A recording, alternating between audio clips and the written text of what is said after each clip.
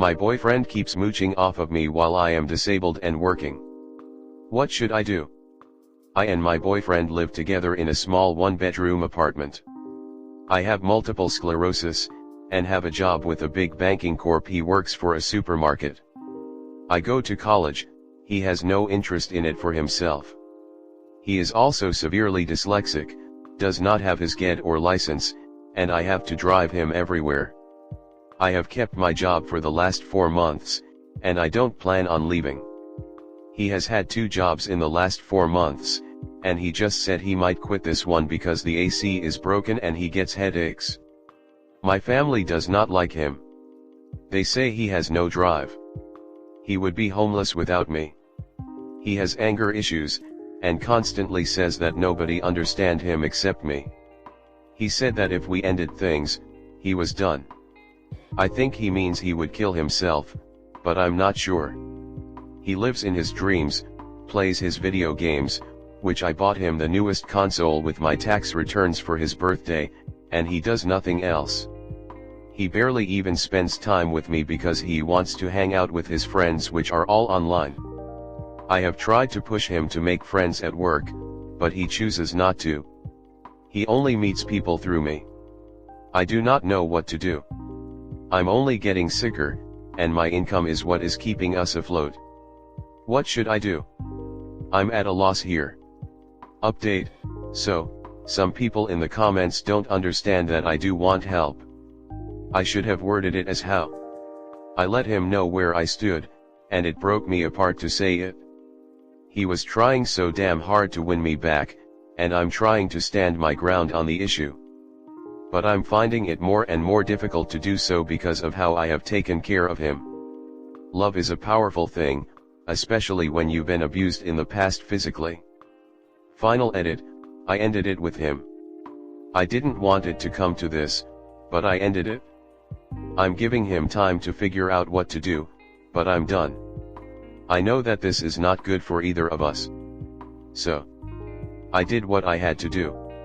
And it's crushed my soul. Thank you to all who gave advice.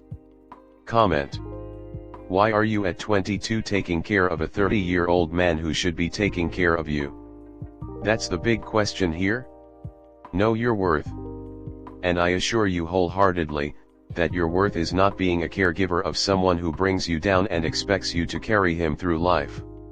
What he chooses to do after you leave him is not your responsibility, and I know parents can be judgy at times, but sometimes they're so right.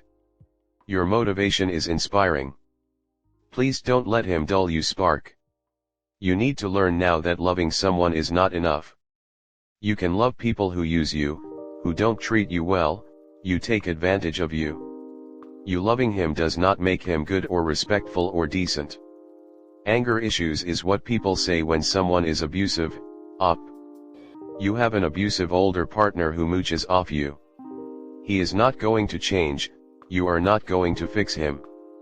The way things are for you right now, that is what he wants. You're struggling to keep afloat, to cater to this man, and he doesn't do jack shit. You break up with him. Get him out of your living space and your life. If he threatens self-harm, you call for a wellness check. But understand that threatening self-harm is a very manipulation technique. If you stay with him, this will get worse and worse. Please get out of this. So your family don't like your aggressive, emotionally and financially abusive, substantially older, leech of a partner? Who ignores and frankly doesn't even seem to like you beyond as a blank check to live his dreams on as you get more disabled. Paint me shocked. Kick him to the curb. He is only taking from you, and he will not stick around once your ability to provide everything he wants stops. I don't think the question is what you should do, because you, me, and anyone reading this or anyone you've told this to, already knows what to do. The better question is how to do it. Given that it is just the two of you there, and you are disabled, I would recommend talking to your family first and planning on having someone there with you, or at least very close by, the day you let him know it's not working and he needs to leave. This is for your protection. Also, keep in mind that, depending on your state, there may be laws about how long he has before he is required to leave. It might not be that day, he may have a window of time to get out of that apartment. If that is the case, I would recommend you set up arrangements with friends or family where you can stay with them during that time period. And be emotionally prepared. He will tug at your heartstrings. He may threaten self-harm. He may threaten you. None of this matters, even though it feels like your responsibility to make sure he doesn't end up on the streets. It's not. He is an adult, he can figure it out on his own, and don't you dare feel any guilt. Stick to your statements, break up with him, make it very clear when he has to be out of the apartment, and that's it. And if he is not out by that date, be prepared to involve the authorities. And after all of that, self-reflect. This is so clearly a bad relationship. Ask yourself how you are not seeing this. Ask yourself what is going on in your own mind that allowed you to think this was even partially okay and you had some obligation towards him. Consider therapy, it may help get to the root of the issue so that you don't let someone like this in your life again. Next story 2. I was left unexpectedly by my partner and my brain can't process what the EFF just happened. Can't believe I'm coming to Reddit for this, but here I am. My partner and I had been together for a year. He was always very certain of what he wanted, a relationship, and then moving in, and then making plans for our future, wanting children, etc., and I was always a bit more cautious, having been on my own for 8 years. But he was always so sure, and did nothing but make me feel loved and secure in our relationship. I never would have guessed he was going anywhere, and as a person with anxiety I tend to be on high alert for warning signs, but there were none that I could see. After a while, I threw caution to the wind and really felt like this was the person I was going to spend my life with. We were really very happy, and had no big issues in our relationship.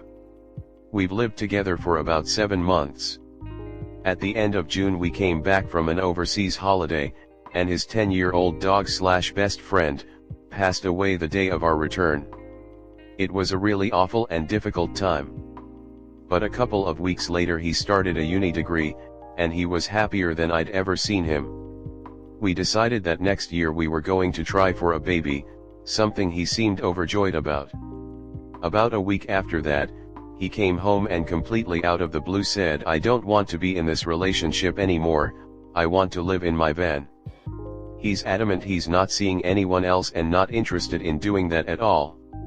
This is just what he needs to do. Obviously this was a huge shock to me and I didn't have time to process anything before he'd packed whatever he needed and left. This was about 3 weeks ago. We've talked and hung out since, but he's still adamant this is what he wants to do, and I'm so rattled and confused how someone can be so certain of their love and then wake up one day and it's all just. And while I'm not even thinking about dating anytime soon, I'm also pretty worried about how this is going to affect my future relationships, knowing that you can be perfectly happy with someone one day and the next, they have completely emotionally unengaged with you and aren't willing to try at all. I'm not sure what I'm hoping to hear. I'm 30 and I fully understand I won't be this sad about this forever, despite it feeling that way, but I'm just feeling so lost and scared about the future now.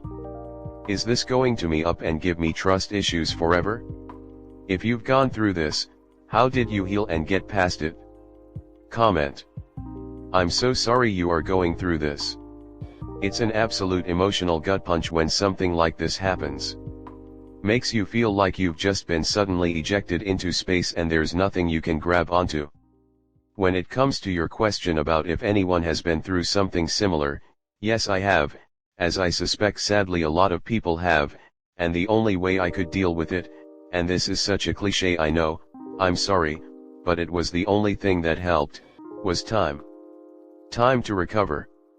Time can also sometimes reveal some things you weren't aware of in your relationship, not in a nasty big secret type of way, just a bit more insight into why your partner feels the way he does, and sometimes it doesn't, and we don't get the answers we were hoping for, but as you start recovering from the hurt and get a bit more distance, you may find you need the answers less anyway. I hope all of this makes sense. In the meantime, please look after yourself while you are feeling at your most emotionally raw about the situation.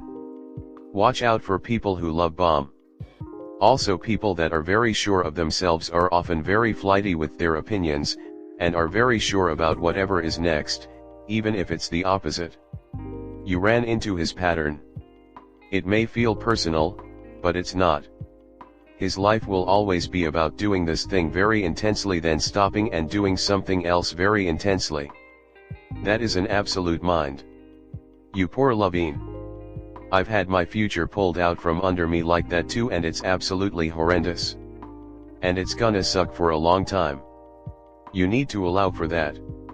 And feel the feelings. I stopped letting myself feel them after about 6 months, even though I was far from healed, and I ended up having a breakdown a year and a half later where I had to feel everything I had repressed before I could heal. And literally weeks after that I met the love of my life. It's been hard to let myself imagine a future again. It still doesn't feel safe to do so, but slowly, and bit by bit, I am building a life with him, and it's wonderful. I was in therapy throughout this whole process. I recommend it, it definitely helped a lot, but honestly feeling the feelings was the thing. And importantly, I didn't know this initially, being able to identify a feeling and think logically about why you would feel that way isn't the same as actually feeling them. When I was single, I had this happen on a smaller scale, think dating weeks or months. I used to torture myself over what I did to cause the mysterious disappearance. What I eventually realized that something with no warning signs just meant there were other factors I was unaware of, such as former BFS, unknown FWBs, or even the realization that I didn't come from wealth. This happened in law school.